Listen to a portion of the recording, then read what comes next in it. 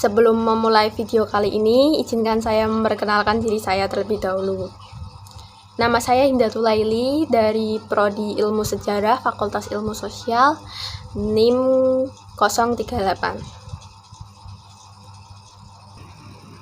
Sebelumnya, apa itu konservasi? Konservasi sendiri adalah segenap suatu proses pengelolaan suatu tempat agar makna kultural yang terkandung dalam tempat tersebut tidak hilang atau musnah.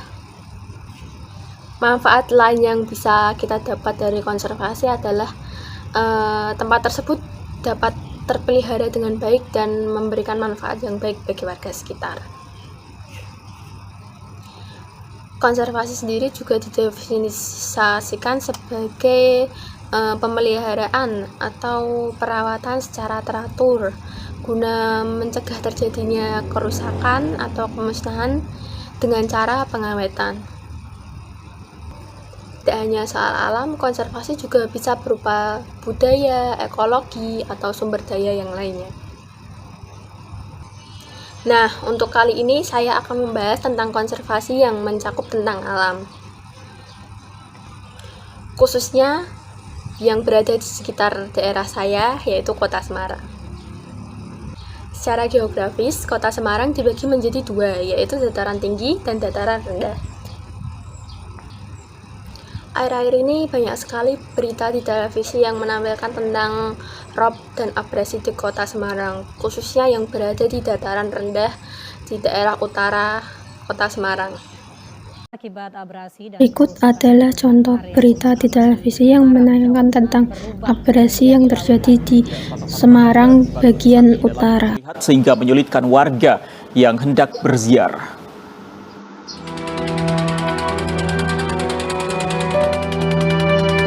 Kawasan dengan tanaman mangrove ini sebelumnya adalah daratan yang merupakan area pemakaman warga Tambak Loro, Kelurahan Tanjung Mas, Semarang Utara. Di area ini ada ribuan jenazah yang dimakamkan lengkap dengan patok dan batu nisan. Namun, semua penanda makam itu kini telah hilang, berubah menjadi lautan seiring dengan hantaman abrasi dan gelombang laut pasang. Jika kondisi surut, masih terlihat bagian atas beberapa batu nisan makam. Sementara makam lain tenggelam atau bahkan hilang terbawa ombak. Fenomena makam yang hilang ini menjadi keprihatinan warga. Ritual ziarah yang biasa dilakukan jelang Ramadan pun hanya bisa dilakukan di tepi jalan tanpa bisa mendekat ke makam. Kita itu setiap hari aku pengen tengok atau pungin ziarah kan susah.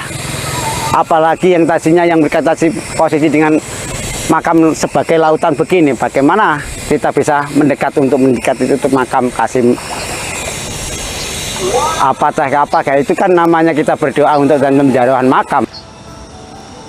Bukan hanya pemakaman, abrasi juga merusak permukiman warga. Air laut tak hanya masuk ke rumah, tapi juga meninggalkan banyak kerusakan. Dinding jebol hingga bangunan ambruk kerap terjadi ketika gelombang laut pasang menghantam.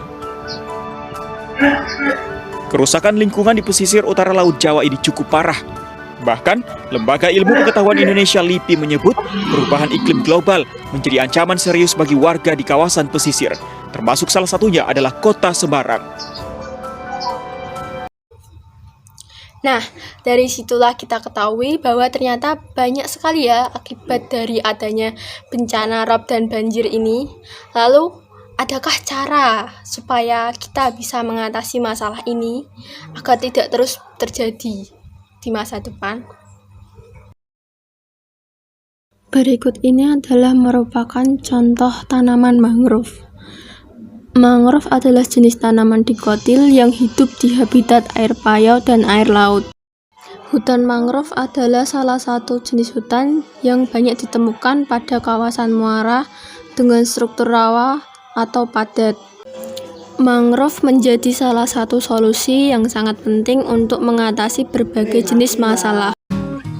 Abrasi air laut terhadap bibir pantai dapat menyebabkan erosi. Dengan adanya hutan mangrove yang melindungi tepi pantai dari gemburan ombak, erosi akibat abrasi dapat dicegah. Sehingga mereka dulu di gas air, mereka digusur, mereka direlokasi ke sini, dan tanah ini dipadatkan setinggi 1 meter.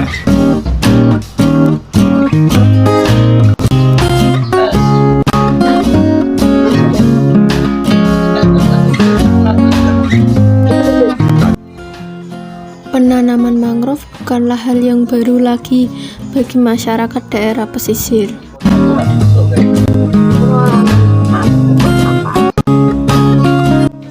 Keberadaan mangrove dinilai sangat penting.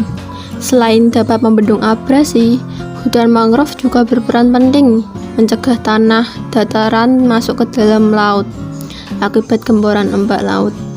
Tanpa hutan mangrove, garis pantai akan lebih mudah ambrol ke dalam laut karena tidak adanya tedeng aling-aling. Meskipun ada kalanya tanah pantai kokoh, namun gempuran ombak laut yang terus-menerus menerjang lama-kelamaan pasti akan membuat tanah runtuh. Dengan adanya hutan mangrove yang membentuk laju ombak, resiko tersebut dapat diminimalkan. Bentar. 1, 2, 3. Salam Lestari. Salam Lestari. Selain itu, mangrove juga berperan penting dalam pengembangan kawasan pariwisata. Kawasan hutan mangrove bisa dikembangkan menjadi objek pariwisata. Dengan cara ini, maka mangrove akan menjadi tujuan wisata maupun dari daerah maupun dari mancanegara. Pariwisata sendiri juga akan memberikan dampak ekonomi yang sangat baik bagi masyarakat sekitarnya maupun bagi negaranya. Ini merupakan contohnya. Salah satu kawasan wisata yang ada di Kota Semarang, yang mana di dalamnya terdapat banyak sekali hutan mangrove atau pohon mangrove. Pemandangan indah hutan mangrove dan kelihatan alami itu terbentang luas di kawasan miniatur Jawa Tengah Puri Maero Koco. Fungsi hutan mangrove itu selain untuk mempercantik lingkungan di kawasan PRPP Jawa Tengah, juga untuk pencegahan abrasi di kawasan objek wisata miniatur Jawa Tengah yang menyajikan bangunan khas di setiap kabupaten atau kota di Jawa Tengah. Keindahan hutan mangrove di kawasan Grand Puri Maero Koco memiliki daya tarik bagi remaja atau wisatawan lokal yang khususnya datang untuk menikmati keindahan hutan mangrove di Kota Semarang yang eksotis.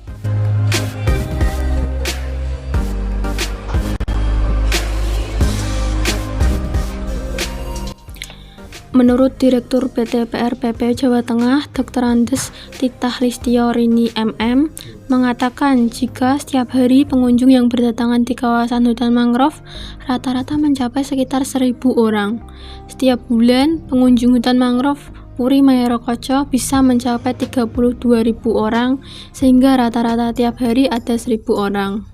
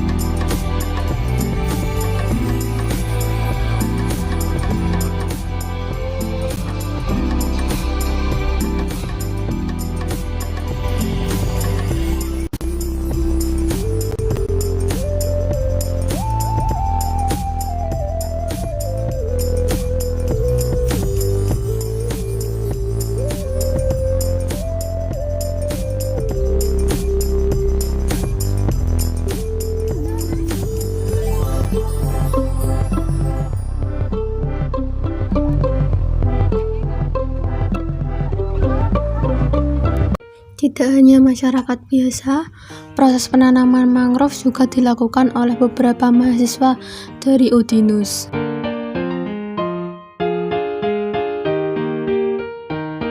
Dalam pidato, Wakil Rektor Bidang Kemahasiswaan Udinus menjelaskan bahwa pengekisan karena air laut di pesisir Kota Semarang semakin hari semakin parah.